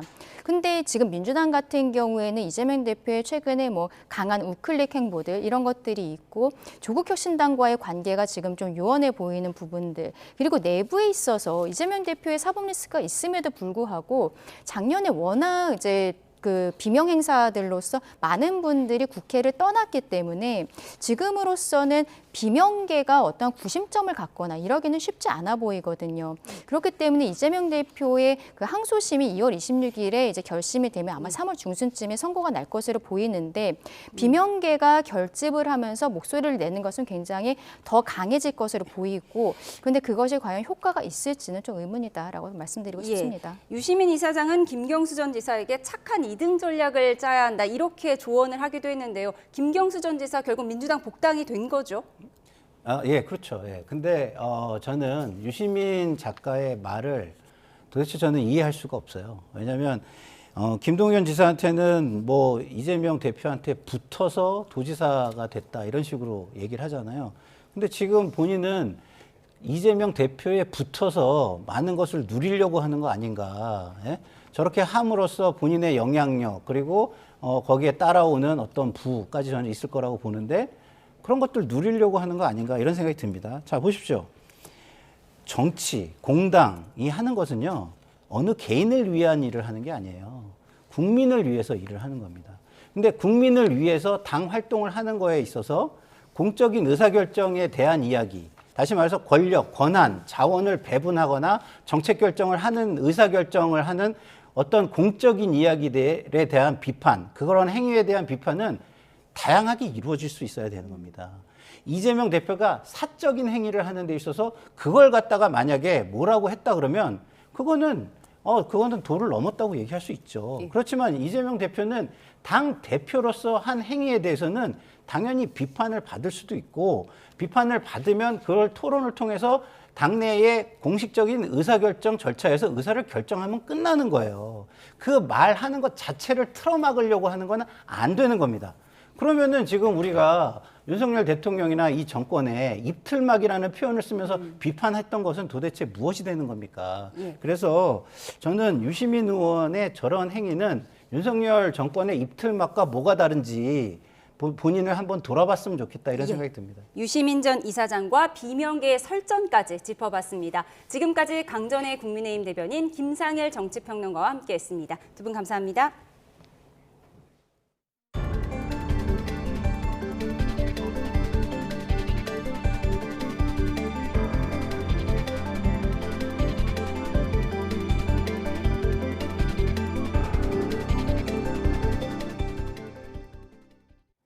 서울 등 수도권에 눈은 그쳤지만 강한 바람과 함께 한층 매서운 한파가 몰아치고 있습니다. 일요일까지 전국에 강추위가 이어지고 서해안과 제주에는 내일도 많은 눈이 내릴 전망입니다. 취재기자 연결해 날씨 전망 자세히 알아보겠습니다. 전준영 기자, 오늘 날씨가 유난히 더 춥게 느껴지는데요. 모레까지 추위가 이어진다고요? 네, 오늘 서울은 낮 최고 기온이 영하 6.5도에 머물 정도로 온종일 꽁꽁 얼어붙었습니다. 찬바람까지 강하게 불면서 체감 온도는 영하 15도 안팎을 오르내렸습니다. 전국적으로도 오늘 아침 기온은 영하 10도 아래, 낮 기온은 영하권에 머무는 추운 날씨가 이어졌습니다. 서울 등 중부지방을 중심으로 한파 경보가 내려진 가운데 오늘 늦은 오후부터 북쪽에서 강한 한기가 내려와 더 추워지겠습니다. 특히 서울과 경기 서부에는 강풍특보와 함께 바람도 강하게 불고 있어서 날씨가 더 매섭게 느껴질 거로 예상됩니다. 이번 한파는 모레까지 이어져 주말과 휴일에도 서울 아침 기온은 영하 10도 아래 머물고 낮 기온도 영하권인 강추위가 계속되겠습니다. 다음 주 월요일부터는 기온이 점차 오름세로 돌아서면서 한파가 한풀 꺾인 뒤 점차 평년 기온을 회복할 전망입니다. 네, 충청과 호남 지방에는 내일도 눈이 많이 온다고요? 네, 서울과 수도권은 아침에 눈이 그쳤지만 충청과 호남 지방에는 여전히 많은 눈이 내리고 있습니다. 레이더 모습 보시면은 찬공기의 영향으로 서해에서 발달한 강한 눈구름이 남쪽으로 향하면서 충청과 호남, 제주 지역을 통과하고 있습니다. 이 때문에 현재 전북 서부에는 대설경보, 그 밖에 호남과 충남 서해안, 제주도에는 대설주의보가 발효 중입니다. 내일까지 충청 지방은 3에서 8cm, 호남 지방은 최고 15cm 이상, 제주 산지는 모레까지 최고 20cm의 많은 눈이 예상됩니다. 특히 충청과 남부 일부 지역에서는 오늘 오후부터 내일까지 시간당 3에서 5cm의 강한 눈이 집중되는 곳도 있을 것으로 보여서 피해가 우려됩니다. 한파 때문에 눈이 내린 뒤에 곧바로 얼어붙어서 빙판길 미끄럼 사고가 발생할 가능성도 크고 또 쌓인 눈이 얼면서 시설물 피해도 발생할 수 있습니다. 기상청은 많은 눈에다 한파까지 겹친 만큼 건강관리와 시설물, 교통안전에 각별히 유의해달라고 당부했습니다. 지금까지 과학기상부에서 YTN 전준영입니다. 네, 전북 지역에 많은 눈이 내리고 있는 가운데 순천 완주 고속도로에서 차량 수십 대가 추돌하는 사고가 났습니다. 전북 소방본부에 따르면 오늘 낮 3시쯤 순천 완주 고속도로 하행선 59km 지점에서 차량 30여 대가 추돌했다는 신고가 접수됐습니다. 사고 신고를 받은 소방당국은 구급차를 현재 급파했는데 현재까지 중상이 1명, 경상이 10명가량이라고 전했습니다. 네, 그럼 여기서 사고 지역에 있는 분 연결해서 상황 자세히 알아보겠습니다. 조성길 씨 나와 계신가요? 아, 예. 네, 제보 감사합니다. 예, 사고가 정확히 언제쯤 일어난 거죠? 정확한 시간 모르겠고 한 3시 정도요. 네, 3시 정도의 사고가 났고 당시 상황을 좀 설명해 주실 수 있겠습니까? 그 고속도로 전광판에 대설주의보라고 나와 있었고 눈이 좀 내리고 있었고요. 네, 내리막길이었는데 춘향 휴게소 7.2km 앞에서 1차로에 차가 한 대 돌아가지고 멈춰 있었어요. 그래서 그거 피하는데 그러면서 사고들이 막 났어요. 한 3분에서 5분 사이에 한 30중 추돌 난 것 같아요. 예, 선생님. 자, 1차로에 차가 돌아서 멈춰져 있었던 상황이었고 그 차를 피하는 과정에서 사고가 났다 이렇게 말씀을 해주셨는데 당시에 이제 선생님께서도 운전을 하고 계셨을 텐데 몇 킬로미터 정도로 운전을 하고 계셨습니까? 주행 속도? 정확한 속도는 모르겠는데 내리막길이라 저도 속도를 줄이고 있어가지고 눈 오고 있으니까 7, 80 정도? 그러니까 즉시 정차가 네. 가능한 이 서행을 하고 계셨단 말씀이세요? 즉시 정차는 아니었던 것 같아요. 예. 내리막길이었고 휴게소 인근이었다고 설명을 해주셨어요. 지금 휴게소 저희가 7.2km 전이요. 예. 7.2km 전이요. 7.2km 전이었다고 말씀해 주셨고요. 지금 저희가 보고 있는 화면에는 눈이 많이 내리고 있지는 않았는데 사고 당시에는 눈이 얼마나 왔던 걸로 기억하십니까? 뭐 엄청나게 쌓이진 않았는데 그때 좀 눈이 오기 시작했고 사고 나고 나서 한 1시간 정도, 30분 정도 눈이 좀 많이 왔다가 지금 그친 상태예요. 그러면 사고가 났을 당시에 이 눈발이 주행에 있어서 시야를 좀 가리거나 그랬던 상황은 아니신 건가요? 한 100m 정도? 150m 정도 됐던 것 같아요, 시야가. 예. 150m 정도. 그러니까 평소보다는 조금 짧게 느껴지셨겠네요. 네, 그러면서 저도 속도를 줄였어요, 많이. 속도 줄였는데 앞에 1차로에 차가 멈춰 있었죠. 예, 눈이 아주 많이 내리진 않았지만 아마도 기온이 낮아서 길이 많이 얼어 있었던 상황이었던 것 같습니다. 차량이 30여 대 정도 부딪혔다 이렇게 전해지고 있는데 한 30여 대 정도가 한꺼번에 부딪힌 상황으로 보이셨습니까? 아니, 한 번에는 아니고 예. 한 번에 한 3, 4대 부딪히고 그 다음에 한 30초 정도 있다가 정확한 시간 모르겠고 조금 있다가 또 4, 5대 부딪히고 그렇게 쿵쿵쿵 계속 소리 났어요. 뒤에서. 그러니까 아까 이제 선생님께서 처음에 말씀을 하시기를 1차로에 차가 한 대 돌아서 서 있었고 추가적으로 뒤따르던 차들이 이제 부딪혔다 네. 이렇게 말씀을 해주셨는데 그럼 이제 선생님께서는 몇 번째 정도로 사고가 나신 걸로 기억을 하세요? 제가 처음이었던 것 같아요. 제가 처음. 최초 사고자신가요? 그러니까 멈춰있는 차 피하면서 처음 사고예요. 네. 그 멈춰 있는 차를 피하면서 그 차를 들이받으신 거예요? 아니면 어떤 외벽 이런 중앙분리대 이런 것을 들이받으신 건가요? 옆차하고 그 차 피하면서 옆차하고 부딪혔어요. 옆차를 들이받으셨다고요? 옆차하고 부딪혔죠. 네. 지금 저희가 보고 있는 화면으로는 이 화면 오른쪽으로 빨간 화물차가 이렇게 전복이 되어 있는 듯한 모습이 보입니다. 당시에 인명피해는 어떻게 알려지고 있습니까? 그것까지는 제가 모르겠고 이 사고 구간이 한 200에서 300m 정도 되는 것 같아요. 예. 네. 지금 제가 그것까지 파악을 못 하고 있어요. 예, 아까 말씀하셨던 그 처음 이 차가 돌아서 멈춰져 있다라고 했던 그 차가 혹시 트럭입니까? 아니요. 무슨 전기차 같은데. 일반 승용차나 뭐 SUV 정도로 기억을 하시는 거예요? 일반 승용차, SUV 아니고 일반 승용차예요. 일반 승용차. EV 쓰린가 아무튼. 예.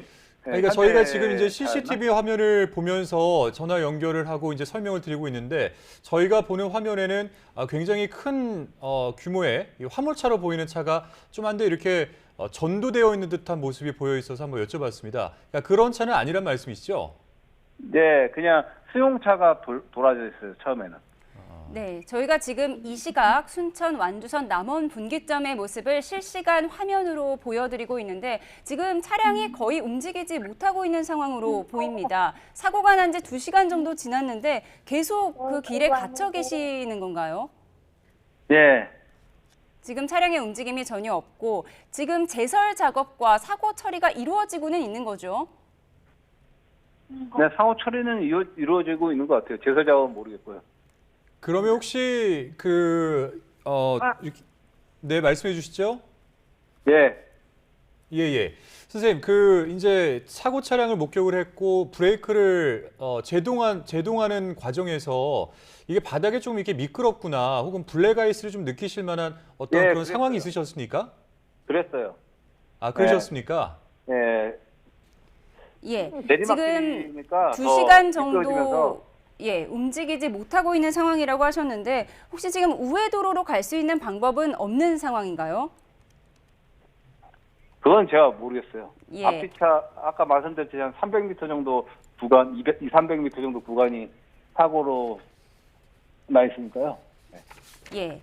저희가 사고 상황을 조금 더 정리해 드리도록 하겠습니다. 지금 전북 지역에 많은 눈이 내리고 있고요. 순천 완주 고속도로에서 차량 30여 대가 추돌했다는 신고가 접수돼서 저희가 이 상황을 제보자님과 나누고 있습니다. 제보자님 말씀에 의하면 정확한 시간은 모르겠지만 오후 3시쯤에 사고가 발생을 했고, 지금 고속도로 전광판에 대설주의보라는 안내가 있다라고 말씀을 해주셨습니다.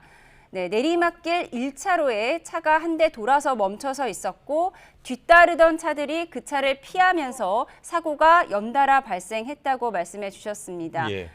자, 그리고 이 운전자 조성길 씨께서는 이제 제동 거리가 평소보다 굉장히 길었고, 당시에는 눈도 내리고 있는 상황이었다. 그래서 평소보다 시야가 많이 확보가 되지 못하는 그런 상황이었다라고도 말씀을 해주셨고, 지금 현재 첫 번째 사고가 난 뒤로 계속해서 3-4대가 부딪힌 뒤에 계속해서 뒤쪽에서 쿵쿵 소리가 나면서 사고가 난 것으로 보인다라고 또 말씀을 해주시기도 했고, 사고 구간이 현재 기준으로 한 200m에서 300m 정도 되는 것 같다라고 또 말씀을 해주셨습니다.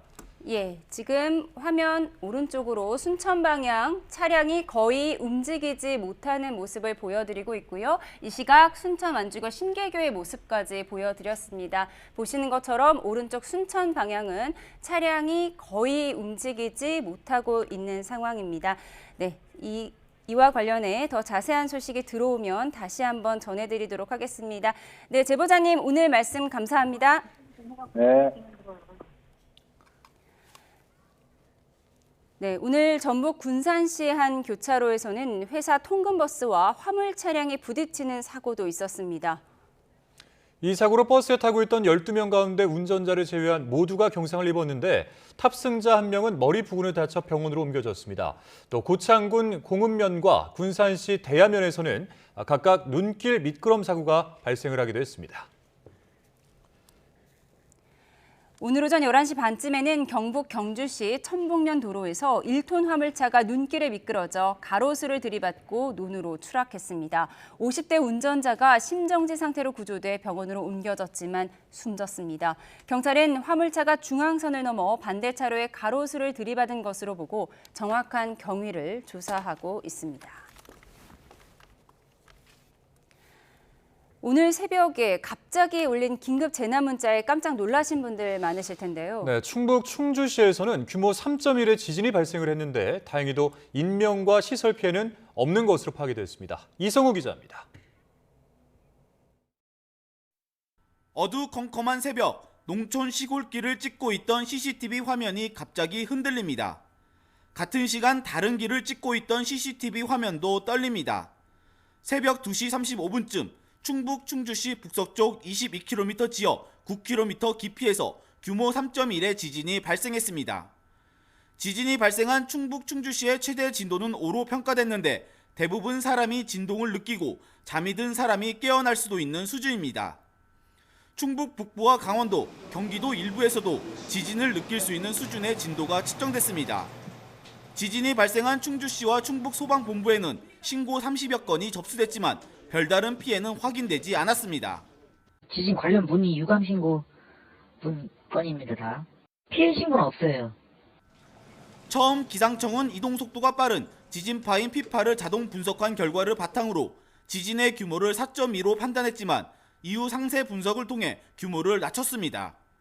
최초 추정 규모가 4를 넘기면서 지진 발생지인 충청권 인접한 경기 강원은 물론 서울과 인천, 전북, 경북, 경남 일부까지도 긴급 재난 문자가 발송됐습니다.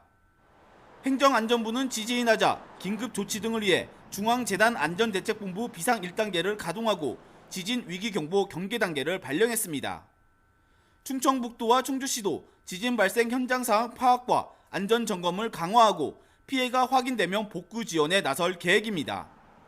또 여진에 대비해 마을 인근 대피 장소와 이재민 임시 거주 시설 등을 지정하기로 했습니다. YTN 이소호입니다.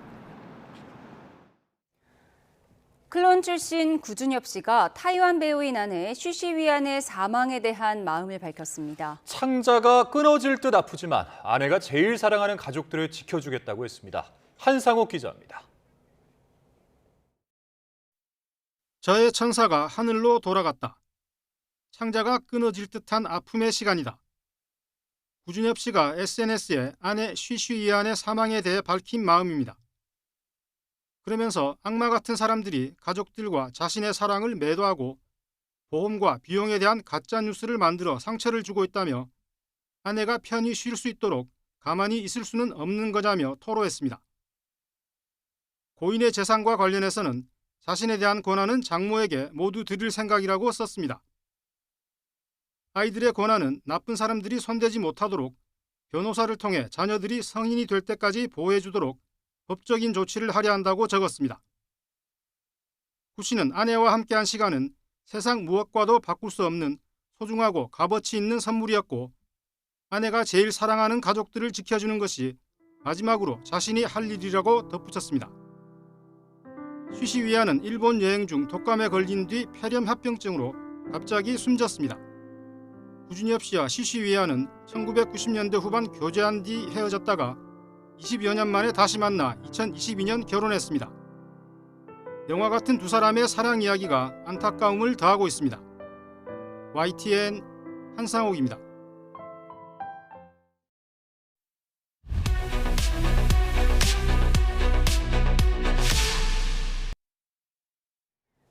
대통령까지 나서 엄청난 매장량을 기대하게 했던 대왕고래의 첫 탐사 시추가 결국 실패로 끝났습니다. 정치권 공방 속에 관련 예산마저 야당이 대폭 삭감한 상황에서 앞으로 남은 시추 작업을 진행하기까지 난관이 예상되고 있습니다. 이종구 기자입니다. 지난해 6월 윤석열 대통령은 국정브리핑에서 동해 심해 석유 가스전 개발 사업인 대왕고래 프로젝트를 설명하며 최대 매장량이 140억 배럴에 달할 수 있다고 발표했습니다. 최대 140억 배럴에 달하는 석유와 가스가 매장되어 있을 가능성이 매우 높다는 결과가 나왔고 유수 연구기관과 전문가들 검증도 거쳤습니다. 하지만 첫 탐사 시추 결과 가스 징후가 일부 포착되긴 했지만 경제성 확보는 어려운 것으로 파악됐습니다. 야당은 즉각 비판에 나섰습니다. 과대 포장된 전망을 앞세워 정치적 이벤트로 석유 개발 사업을 변질시킨 윤 대통령의 오만과 독선이 부른 결말이라는 겁니다. 2260조 원 가치라는 숫자 노름은 국민을 우롱한 잔인한 희망 고문이었습니다. 하지만 여당은 문재인 정부 때 대왕고래 계획이 수립됐다며 정치 공세를 중단하고 장기적 관점에서 자원 개발에 나서야 한다고 맞섰습니다. 아직 초기 단계이며 추가 탐사를 통해 성공 가능성을 높일 수 있는 중요한 과제입니다. 윤 대통령 탄핵 심판 변론에 증인으로 출석한 박춘섭 대통령실 경제수석은 비상계엄 선포 이유 가운데 하나로 야당의 폭거를 들면서 대왕고래 관련 예산 삭감도 지적했습니다.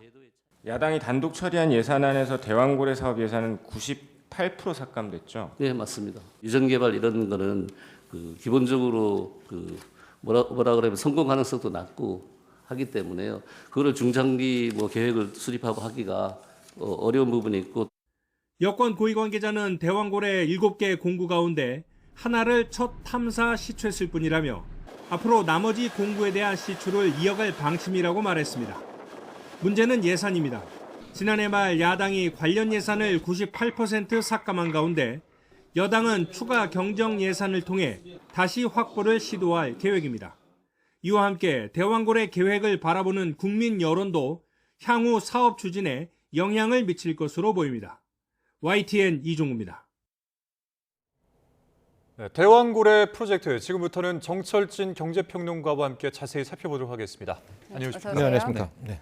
네, 당시에 상당히 기대를 모았었는데 대왕고래 프로젝트 한번 간단히 정리하고 넘어갈까요? 네, 말 그대로 대왕고래라는 지역에서 이제 가스가 묻혀 있고 이런 것들을 이제 꺼낸다라는 이제 심해의 가스전 개발 프로젝트다 이렇게 이해하시면 될 것 같고요.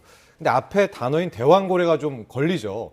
정확한 이제 위치는 이제 잘 알려지진 않고 있는데요. 경북 포항의 영일만 앞바다 지역이고 일종의 보안이기 때문에 저는 별칭 등을 많이 사용해 왔습니다. 그러니까 대왕고래 이전에도 뭐 홍계 지역이라든가 아니면 주작, 고래, 뭐 병어 이런 것들을 썼는데 위치상으로 보면 한 8광구, 6-1광구 사이에 그 지역을 우리가 대왕고래라는 지역으로 명칭을 했고요. 거기에서 이제 가스를 개발하는 그런 프로젝트다라고 해서 대왕고래 프로젝트. 그런 이름은 붙여진 어떻게 겁니다. 지어지는 거죠? 아마 그게 보안 때문에 이제 그런 식으로 별칭을 넣는다. 저는 뭐 이렇게 알고 있고요. 뭐 기존에도 그런 것들을 많이 사용해 왔고 이번에 뭐 이따가 또 말씀드리겠지만은 추가적으로 한 5개에서 6개 정도 더 유망하다는 지역들이 있지 않습니까? 그 지역의 이름도 뭐 마기상어라든가 오징어라든가 명태 이런 식으로 별칭을 지었다 이렇게 보시면 됩니다. 예, 뭐 첫 탐사 시추가 결국 실패로 돌아가긴 했는데 윤석열 대통령과 산업부 장관까지 나서서 지난해 6월에 이 대왕고래 경제성이 굉장히 높다면서 이런 말까지 했습니다. 자, 먼저 녹취부터 듣고 대담 이어가겠습니다. 우리나라 전체가 천연가스는 최대 29년, 석유는 최대 4년을 넘게 쓸 수 있는 양이라고 판단됩니다. 저는 오늘 산업통상자원부에 동해 심해 석유가스전에 대한 탐사 시추 계획을 승인했습니다. 사전 준비 작업을 거쳐 금년 말에 첫 번째 시추공 작업에 들어가면 내년 상반기까지는 어느 정도 결과가 나올 것입니다. 너무 과다한 또 기대감을 일으킬 수 있어서 제가 좀 조심스럽긴 합니다만은 140억 배럴로 현재 가치로 따져보면 삼성 총 시총의 5배 정도가 됩니다.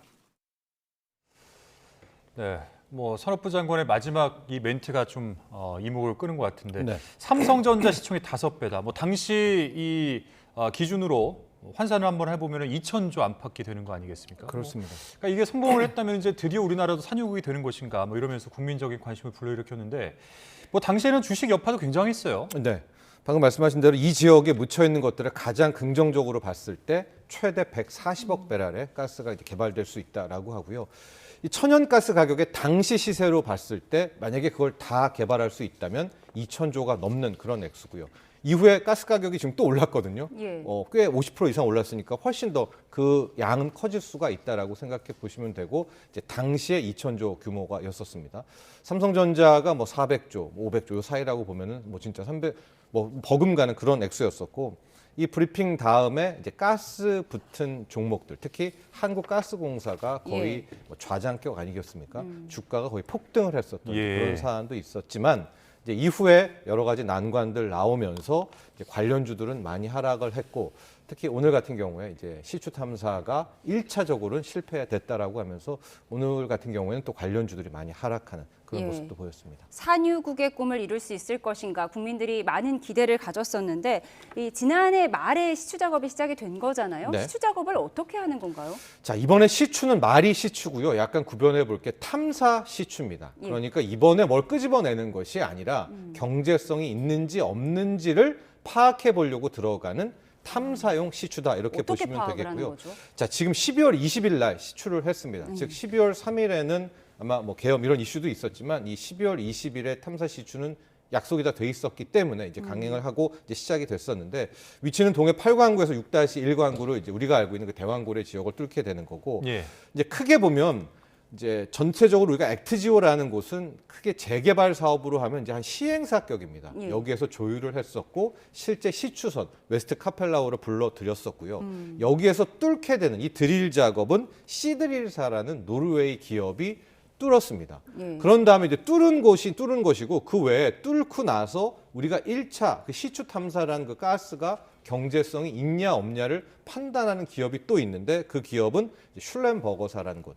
이게 아마 이제 이게 경제성이 있냐 없냐를 판단하는 데 있어서는 미국 기업인데 세계 1위 기업이라고 알려져 있고 이제 이 시추 탐사를 해온 가스와 해당 분포 지역, 이게 이제 대외비기 때문에 많이 알려지진 않았지만 그 모든 것들을 종합해 봤을 때 이 슐렌버거사는 뭐 명성이 있는 기업 아닙니까? 예. 일단 요번에 1차 시추 탐사를 한 이 지역은 경제성은 없다. 이렇게 판명이 난 것으로 보여집니다. 그러면 이제 이게 경제성이 이번에 없다 그러면은 뭐 끝나는 겁니까? 첫 당초에 번째 탐사 시추니까. 맞습니다. 이제 당초에 아까 산업부 장관 이야기도 나왔지만은 여기가 1수인데 여기가 끝이 아니고요. 이런 유망한 지역이 5개, 6개 정도가 있어서 이것을 한 번 파고 시추 탐사 후에 경제성이 없다고 해서 끝내지는 않고 최소 5번 정도의 시추 탐사 작업은 해야 된다. 그 중에 하나면 20% 확률 아니겠습니까? 그럼 그 각각이 정도만 해도 20%의 확률이 있다. 그렇습니다. 예. 그래서 20%까지 성공하면 그것도 굉장히 이제 쾌거다. 이런 식으로 이야기를 했기 때문에 이제 1차 실패를 했죠. 그럼 이제 만에 하나 이제 지난해 그런 탄핵 계엄 탄핵 이슈가 없었다면 아마 2차, 3차, 4차, 5차까지는 계획대로 했을 것 같은데 예. 지금 상황을 놓고 보면 이제 1차는 실은 예산이라든가 그러니까 이런 재정 작업이 된 거예요. 여기 또 이야기가 좀 깊어지는데 이제 이 대왕고래 해주세요. 관련한 예. 예산은 497억 전액은 예산에선 삭감이 됐어요. 예. 이제 민주당이 당시에 전액 삭감을 그래서 하면서 여야 갈등이 있었죠. 있어서 빼버린 거잖아요. 근데 이번에 1차 시추 탐사에 들어간 돈은 약 1,000억 원 이상입니다. 그러니까 1,200억 같은 경우에는 뭐 정부 석유가스공사의 사업비 등등으로 해서 이 1,200억은 일단 맞췄어요.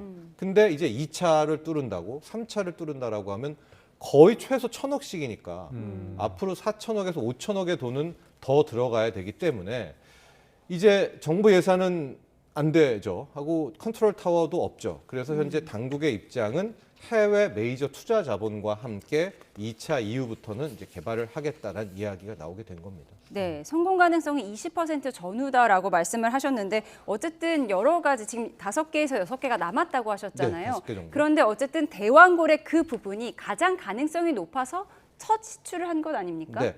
그런데도 이제 제가 전문가는 아니지만 전문가 분들이 여기가 뭐 최고다, 저기가 최고다라고 하지 않고 유망한 곳에서 파악하는 것이기 때문에 향후 2차, 3차의 시추 탐사가 진행될지 안 될지는 모르겠지만은 뭐 그 견해에 따라서 특히 뭐 학자들의 견해에 따라서는 그만해야 된다 혹은 더 해야 된다가 나뉘는 것이 또 현실입니다. 근데 아까 이제 말씀하신 그 추가적인 다른 지역들을 보면 네.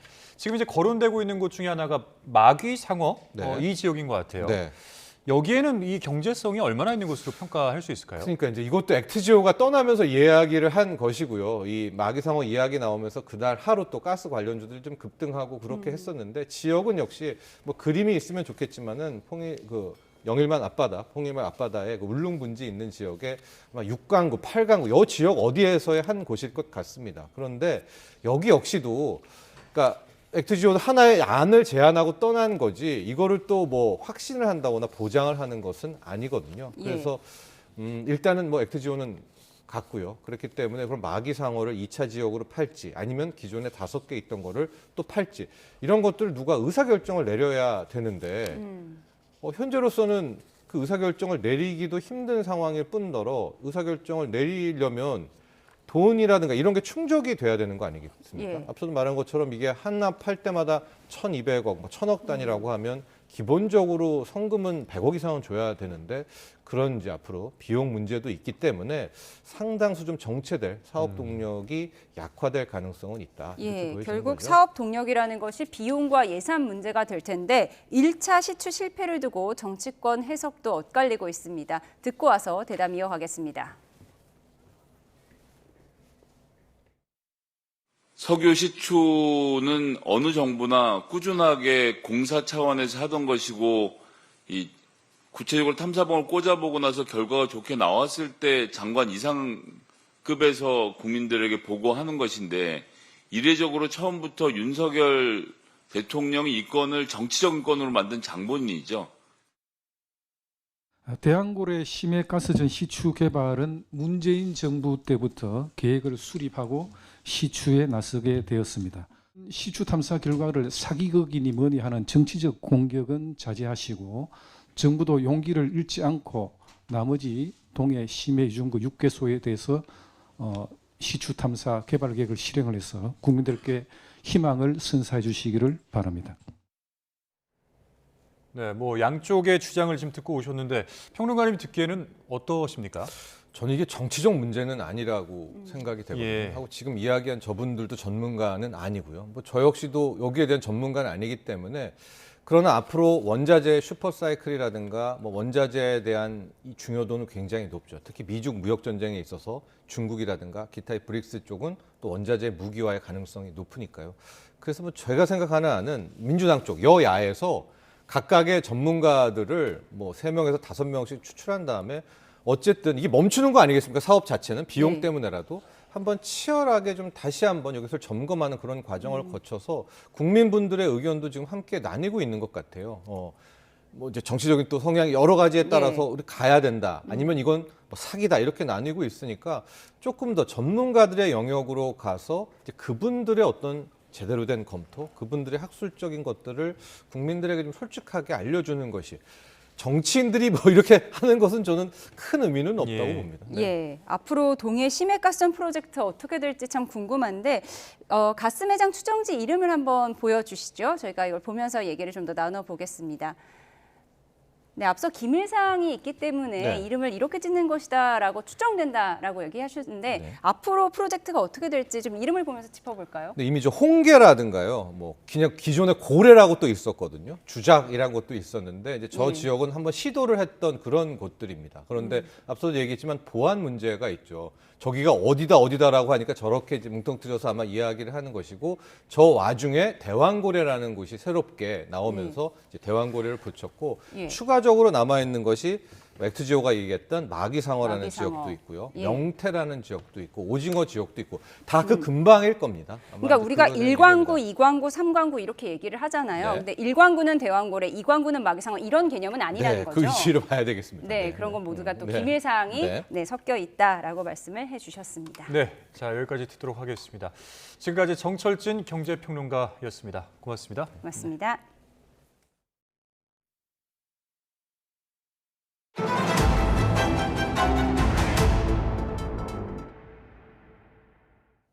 네, 앞서 속보로도 전해드렸는데요. 전북 지역에 많은 눈이 내리고 있는 가운데 순천 완주고속도로에서 차량 수십 대가 추돌하는 사고가 났습니다. 자, 취재기자 연결해 보겠습니다. 오점곤 기자. 네, 전북 취재본부입니다. 예, 상당히 뭐 많은 차량들이 지금 엉켜 있는 것 같은데 자세한 내용 한번 전해 주시죠. 네, 앞서 저희가 속보로도 전해드렸고 현장에 있던 사고 피해자, 그러니까 제보자를 통해서도 전해드렸는데요. 사고가 난 시간은 오늘 낮 3시쯤입니다. 정확하게는 이게 접수 시간인데요. 사고 장소는 순천 완주 고속도로 하행선 59km 지점. 조금 더 정확하게 설명을 드리면 전라북도 완주에서 전라남도 순천 방향으로 가다 보면은 아시는 분은 아시겠지만 춘향 휴게소가 있습니다. 이 춘향 휴게소를 못 가서 그러니까 7km가량, 더 정확하게는 7.2km 지점이라고 하는데요. 이곳에서 사고가 났다고 합니다.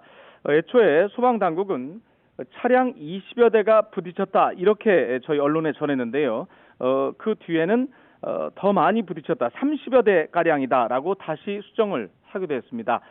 사고 여파로 완주에서 순천 방향 고속도로가 사실상 통제가 돼 있어서 고속도로 이름상으로는 순천 완주 고속도로인데요. 제가 지금 방향을 좀 편안하게 설명하기 위해서 완주에서 순천 방향 고속도로다 이렇게 표현을 하고 있습니다.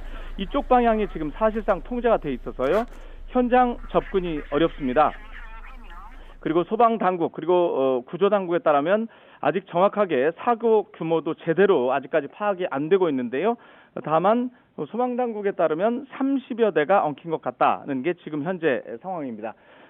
소방당국은 고속도로 한쪽 차로가 완전히 막혀 있어서 구급차가 역주행으로 진입을 해서 현재 중상자, 경상자를 이송했다고 전했는데요. 앞서 말씀드린 대로 현재 사고 여파로 완주에서 순천 방향 쪽에 2개 차로, 2개 차로. 이 고속도로가 양방향 4개 차로인데요. 한쪽 방향으로 치면 2개 차로입니다. 그래서 한쪽 방향이 사실상 전면 통제가 돼 있는 상황입니다. 이에 따라서 현재 해당 고속도로 이용 차량들은 남원 분기점, 남원 제이시 방향으로 우회 운행 조치를 하고 있다라고 도로당국은 전했습니다. 앞서 말씀을 드렸지만 지금까지 파악된 부상자는 10여 명입니다.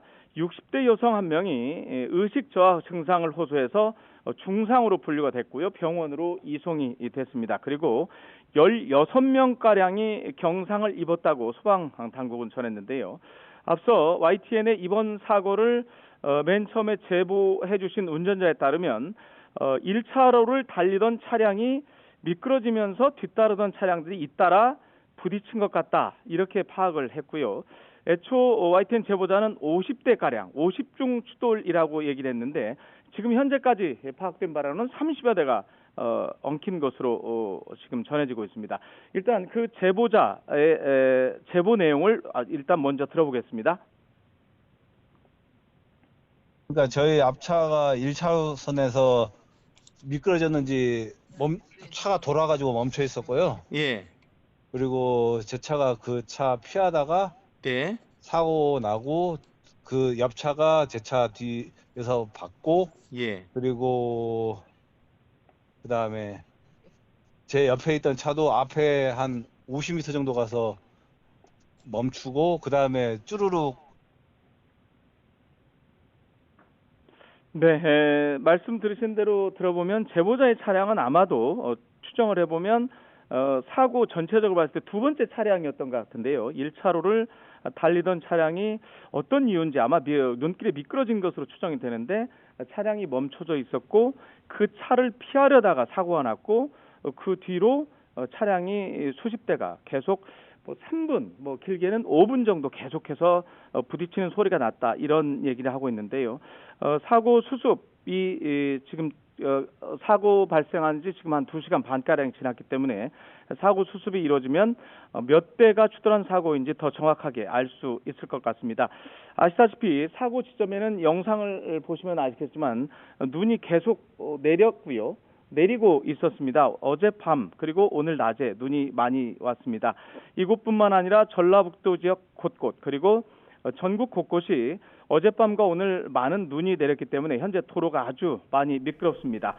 고속도로나 일반 도로 운전을 하실 때 눈길 안전운전에 상당히 주의를 하셔야 될 것 같습니다. 지금까지 오종건 기자와 함께 사고 현황 짚어봤습니다. 고맙습니다. 네. 서울 등 대부분 지역에 맑은 하늘이 드러나 있지만 호남과 제주도를 중심으로는 여전히 눈구름이 지나고 있습니다. 대설특보도 남아 있는데요. 휴일인 모레까지 제주 산간에 최고 20cm, 호남 지방에도 최고 15cm 이상의 폭설이 더 쏟아지겠습니다. 이들 지역은 장기간 눈이 이어진 만큼 피해 없도록 주의하시기 바랍니다. 현재 일부 내륙을 제외하고 강풍특보가 내려져 있습니다. 내일도 전국 곳곳에 한파특보가 지속하는 가운데 바람이 강하게 불며 체감온도를 낮추겠습니다.